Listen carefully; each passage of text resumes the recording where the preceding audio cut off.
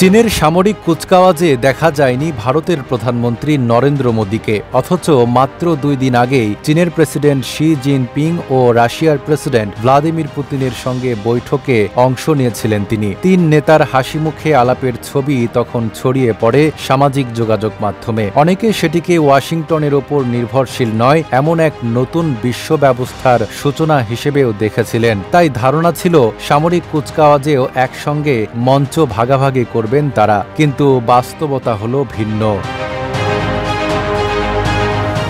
আন্তর্জাতিক অঙ্গনে ভারতের অবস্থান এখন বেশ জটিল। রাশিয়া থেকে তেল কেনা বন্ধ করতে অস্বীকৃতি জানানোয় যুক্তরাষ্ট্রের 50% শুল্ক এবং তার উপর অতিরিক্ত 25% জরিমানা দিল্লি ও বেইজিংয়ের মধ্যে চলমান শান্তি আলোচনাকে আরও প্রয়োজনীয় করে তোলে।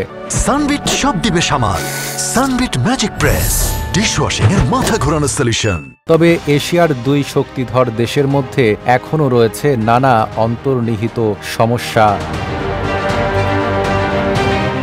ভারত ও চীনের মধ্যে বাণিজ্য ঘাটতি এখন $99 বিলিয়ন। এছাড়া 2020 সালের গালওয়ান উপত্যকার রক্তক্ষয়ী সংঘর্ষ ভারতীয় জনগণের মনে গভীর ক্ষোভ তৈরি করেছে। তাই একে অপরের সামরিক শক্তি প্রদর্শনীতে প্রশংসা করার মতো পরিবেশ এখনও তৈরি হয়নি।